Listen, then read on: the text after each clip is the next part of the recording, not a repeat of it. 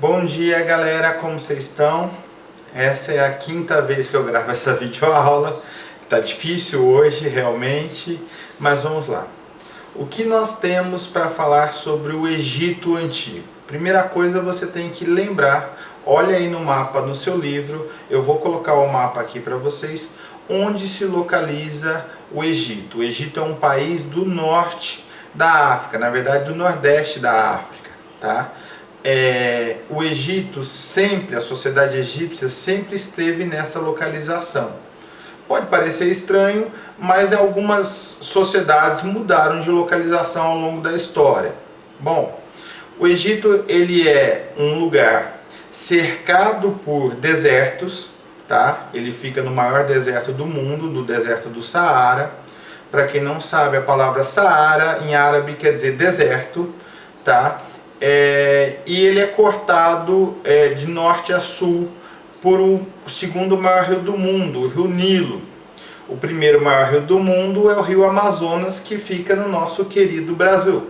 Bom, a sociedade egípcia cresceu de alguma forma da unificação de diversos povoados que existiam por lá há milhares de anos, os famosos nomos.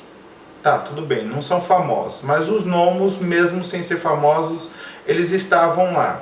Em algum momento, a sociedade egípcia colocou no poder um imperador, um rei, chamado por eles de Faraó. Então, toda vez que eu falar agora de Faraó, você aprende, você relaciona com a ideia de um rei ou imperador. Importante te dizer, existiram sim faraós mulher. O termo em português não é faraá, não, é faraó mulher. Não me pergunta por quê, porque eu sou professor de história, não de português. A tradução ficou essa. Bom, os faraós, eles eram considerados deuses vivos, né? Cada um deus, tá? Por isso, a sociedade egípcia é considerada uma sociedade teocrática. Teocrática quer dizer que quem está no poder é um representante da religião. Então, nesse caso, o faraó é considerado o próprio Deus vivo e representante dos outros deuses, já que eles são uma sociedade politeísta, no mundo dos seres humanos. Então, o faraó, em teoria, ele governa sem ter resistência. No mundo real, a coisa não funciona tão bem assim. A sociedade egípcia ela é dividida entre nobres, que são as pessoas mais próximas do faraó, e a população comum, que é quem trabalha nas terras, cuidando da agricultura, cuidando das construções para manter tudo funcionando. Tá? 80% da população egípcia, como 80% da população do mundo antigo como um todo, era de agricultores. Eles plantavam e colhiam nas margens do rio Nilo, principalmente trigo, cevada e centeio, entre outras coisas. Existiam hortaliças, existia um monte de coisa, mas em geral trigo, cevada e centeio. Tá? Toda essa riqueza produzida, toda essa agricultura produzida, ela era levada para os templos religiosos. Então os sacerdotes, que eram membros da nobreza, recolhiam tudo isso na forma de impostos, tá? E isso era destinado, organizado para ter controle por parte do faraó e do seu palácio. Então a população pagava os impostos e quem gerenciava tudo isso era o faraó e os sacerdotes. Perceba, existe aí um controle religioso da sociedade. A sociedade egípcia acreditava muito na religião. Ah, mas hoje eu acredito também, professor. Eu sou uma pessoa religiosa, eu quero ir para o céu. Tudo bem, isso é o normal da vida. O que eu estou te dizendo é que para eles tudo tinha a ver com religião, tá? Então, tudo que o faraó fazia no seu dia a dia eram rituais religiosos para manter o mundo funcionando tal como ele era. Então, para nós, quando a gente vê alguma coisa de religião, a gente espera pelo menos algo fora do normal, que é o milagre. Então, quando Jesus Cristo, por exemplo, andou sobre as águas, isso foi um milagre. Ninguém anda sobre as águas, só o Jesus Cristo. tá? Para os egípcios antigos, o faraó fazia as coisas para manter o mundo funcionando. Então, para manter o mar onde ele estava, o rio onde eles estavam, para manter o rio Nilo tendo cheia e vazante, que é quando o rio ficava mais seco, tá? Diminuía a quantidade de água, para manter o vento soprando no deserto. Era para isso que o faraó fazia os rituais, para manter as coisas funcionando.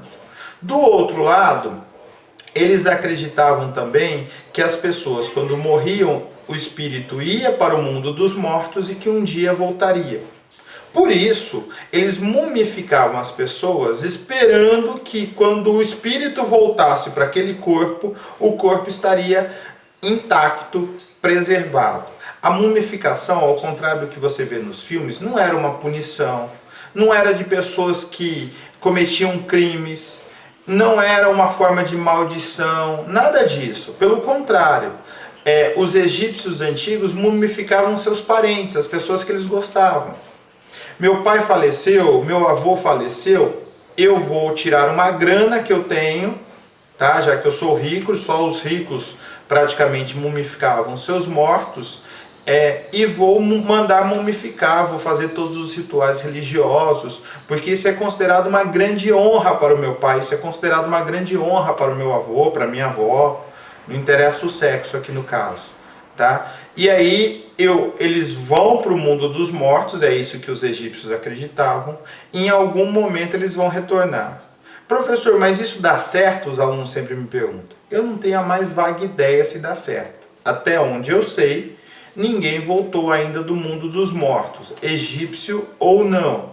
Pode ser que agora, enquanto você assiste essa videoaula, se você ligar a televisão, vai estar aparecendo na televisão alguém dizendo que os mortos egípcios estão voltando, mas eu não tenho certeza disso porque eu não vejo o futuro. Corre lá e olha, depois você vem aqui me contar.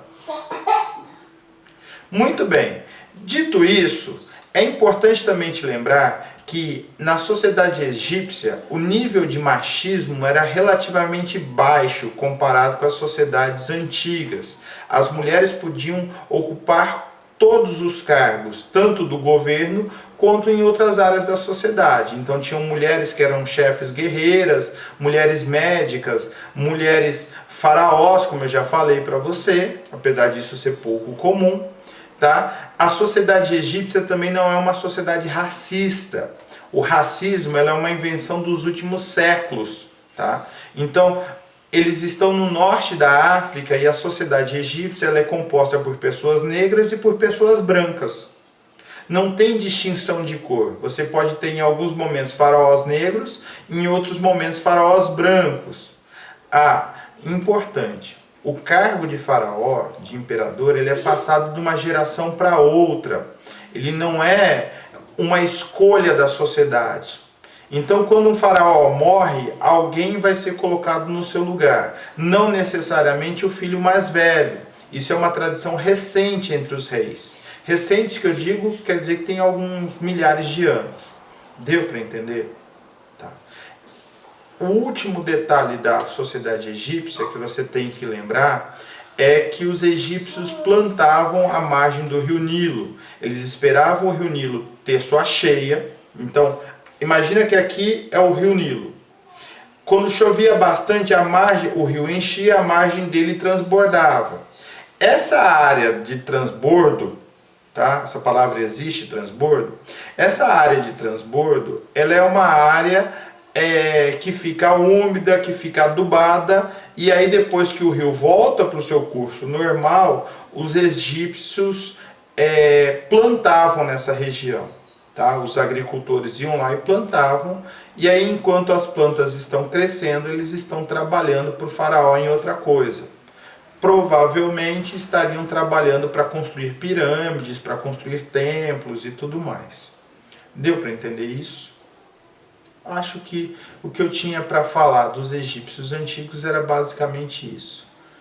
Beijão, estou morrendo de saudades, cansado de gravar aula em cada canto da minha casa, querendo dar aula presencialmente para vocês. Tchau, tchau.